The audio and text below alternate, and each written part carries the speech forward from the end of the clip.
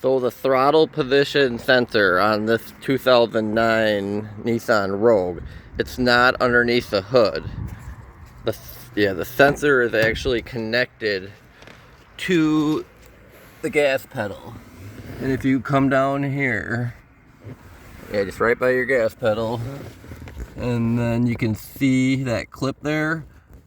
The throttle sensor on this is connected to the pedal itself. So you gotta unclip it there, and then you gotta remove that bolt that looks like that's in there pretty rusted. And then it's gotta pop out at the bottom there. And then you got your hook. And then you gotta get that bottom one out there too, that bolt behind there.